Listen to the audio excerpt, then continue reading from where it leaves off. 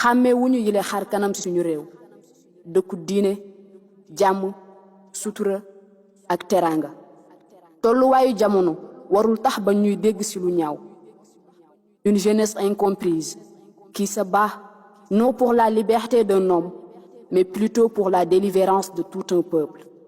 Ces mots qui nous hantent depuis des décennies, malgouvernance, corruption, dépendance, injustice et chômage. Et je me dis, quand on est le numéro 1 d'un pays, ñu wóolu la yaakaar coppite ci suñu réew ba jiital la danga war a jox nopp sa askan. Écoutez la jeunesse, car nous représentons aujourd'hui les 75% de ce pays. Et nous réclamons qu'un bien-être social et de meilleures conditions de vie.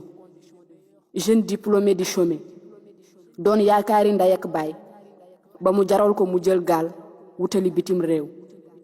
Marchand ambulant bi nga dàq mu ëmb ay bagageam di daw di wut fu mu làqu. mool bi nga jaay géejam ba mënatul a gis jën. baykat bi bay ba ñoral te mënul jaay am dund di ko jéggaani bitim réew.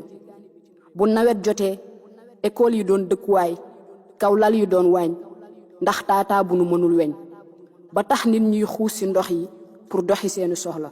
askan wu xiif sonn ba laati kaaf. bërëbu fajukaay yu amul jumtukaay suñu demee bay tàllal loxo di xaawi sutura ki tawat ngir di ko ñaanal ndimbal nga xam ni notre pays est méconnaissable. àq ak yelleef nga salfaañe nit ñi nga noot yóbbu seeni fit ba kenn ñame wuta wax génne way takk der yi ak seeni jumtukaay ngir ñu jàmmarloog askan wi. Et voilà maintenant une jeunesse révoltée, engagée pour dire non à toute cette injustice, non à la banalisation de nos droits. Vous les forces de l'ordre, défenseurs de la nation, di doomi réew mi jàpp leen ni saa su ngeen di jàmmarloog askan wi vous avez en face de vous vos frères, vos sœurs, vos amis et vos enfants. donte seeni liggéey ngeen di def ñun ndawi réew mi nous sommes l'avenir de ce pays. duñu mës a nangu kuy salfaañe suñuy àq ak suñuy yelleef ak alal ji yàlla feeñal ci suñu réew ak ci suñu géej lu ci mel ni or gaz ak pétrole.